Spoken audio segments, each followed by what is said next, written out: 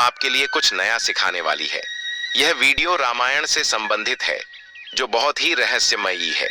आज हमारी वीडियो का टाइटल है सीता जी का बाप कौन था। जानिए सीता जी के तीन पिता। क्या सीता जी के एक ही पिता थे या उनके तीन पिता थे? इसी टाइटल और विषय को लेकर हम इस वीडियो में चर्चा करने जा रहे हैं और आपको बताएंगे सीता के पिता के बारे में। आज की वीडियो रामायण से संबंधित एक बड़े रहस्य को उजागर करने वाली है। क्या सीता जी के एक ही पिता थे या उनके तीन पिता थे? यह वीडियो बहुत ही रोचक और रहस्यमयी है, जिसमें हम इस विषय पर गहराई से चर्चा करेंगे। निवेदन है कि वीडियो को अंत तक देखें ताकि आपको पूरी जानकारी प्राप्त हो सके। यदि आप हमारे चैनल पर नए दर्शक हैं और अभी तक आपने चैनल सब्सक्राइब नहीं किया है, तो अभी सब्सक्राइब करें और नोटिफिकेशन ऑन करें ताकि हमारी हर नई वीडियो सबसे पहले आप तक पहुंचे। तो चलिए बढ़ते हैं आगे और जानते हैं कि सीता जी के एक पिता थे या तीन पिता थे। प्रिय दोस्तों, बात उस समय की है जब विश्वश्रवा का पुत्र रावण बहुत ही अत्याचारी हो गया था। वह गरीबों को सताने लगा, ब्राह्मणों और आर्षि मुनियों को परेशान करने लगा। उसका अत्याचार इतना बढ़ गया था कि हर कोई उससे दुखी और भयभीत रहने लगा। एक दिन रावण जंगल में गया, जहां आर्षि मुनि अपनी कुटिया बनाकर भजन और तपस्या कर रहे थे। वहां जाकर रावण ने उनसे कर मांगा, लेकिन आप सभी जानते हैं कि संतों और ऋषियों के पास संपत्ति नहीं होती। उनके पास केवल एक कंबल और कमंडल होता है। जब रावण ने टैक्स मांगा तो वे उसे कुछ देने में असमर्थ थे। जब आर्षि मुनियों ने रावण से कहा, अरे रावण, हमारे पास पैसा कहाँ है? हम तो संत और आर्षि हैं, फिर तुम हमसे कर टैक्स क्यों मांग रहे हो? तो रावण क्रोधित हो गया।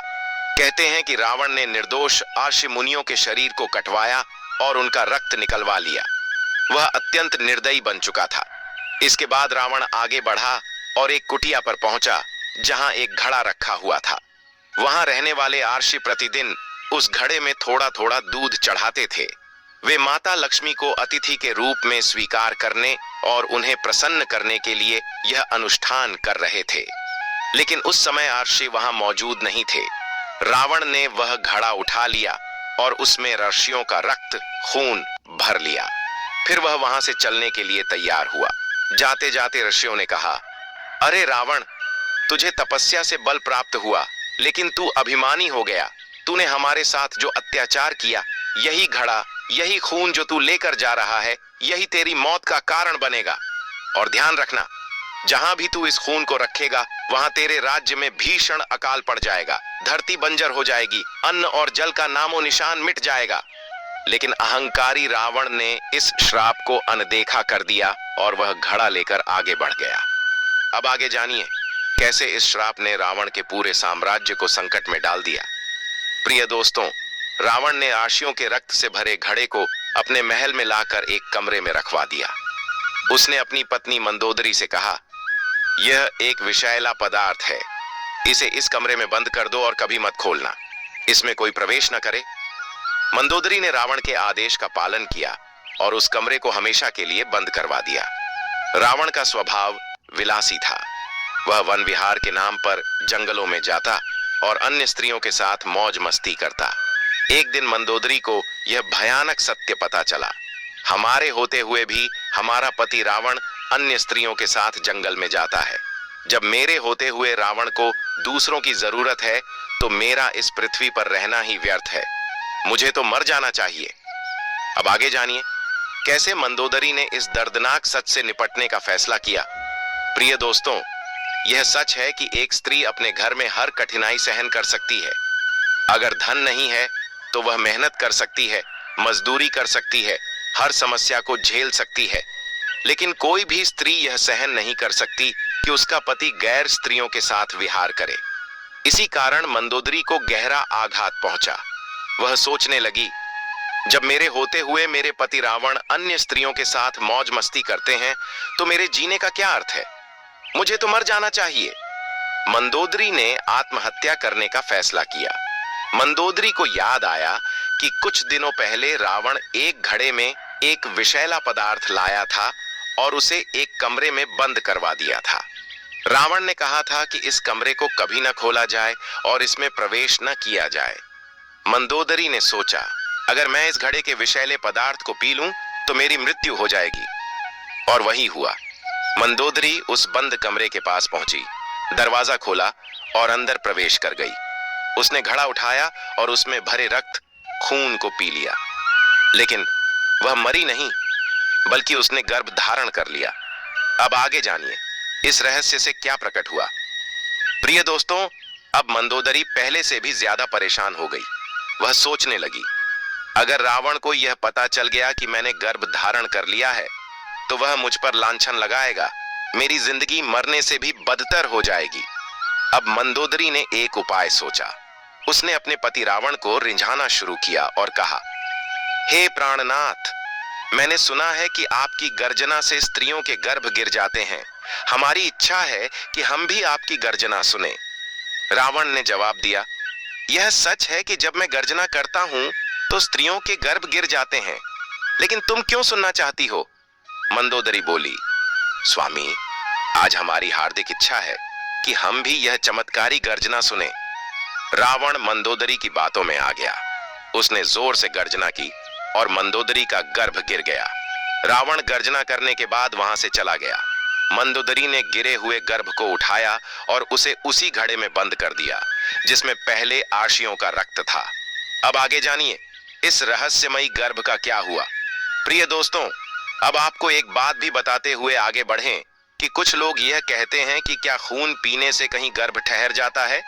आपकी बात सही है, विज्ञान इसे नहीं मानता, लेकिन उस समय आर्षि मुनियों के अंदर तपस्या की अपार शक्ति थी। जैसे आपने सुना होगा, सुग्रीव का जन्म सूर्य देव की दृष्टि से हुआ, बाली का जन्म इंद्र की दृष्टि से हुआ। सृष्टि दो प्रकार की मानी गई है। 1, मैथुनी सृष्टि, शारीरिक संबंध से जन्म। 2, मानस सृष्टि, मन से उत्पन्न संतान। ब्रह्मा जी की कुछ संतानें मानस पुत्र के रूप में जन्मी, केवल इच्छा से उत्पन्न हुई। इसी तरह देवता और महर्षि भी बिना मैथुनी सृष्टि के संतान उत्पन्न कर सकते थे। जब मंदोदरी ने गर्भ को घड़े में रख दिया तो लंका में अकाल पड़ने लगा। रावण ने जब कारण जानना चाहा तो आकाशवाणी हुई, जब तक यह घड़ा लंका में रहेगा अकाल खत्म नहीं होगा और लंका नष्ट हो जाएगी। रावण ने घड़ा राजा जनक के राज्य में गाड़ा। रावण ने सोचा, अगर मैं यह घड़ा जनक के राज्य में गाड़ दूं तो वहां अकाल पड़ जाएगा और मेरी लंका बच जाएगी। रावण ने जनक की सीमा में जाकर घड़ा गाड़ दिया और वहां से लौट आया। जनक के राज्य में अकाल बारिश रुक गई, फसलें सूख गईं, लोग भूख से तड़पने लगे। राजा जनक ने ब्राह्मणों और पुरोहितों को बुलाया और अकाल पड़ने की बात बताई तो पुरोहित जी ने बताया, हे महाराज, आपको भूमि यज्ञ करना होगा, तभी वर्षा होगी। राजा जनक ने अपनी पत्नी रानी सुनैना के साथ हल चलाया।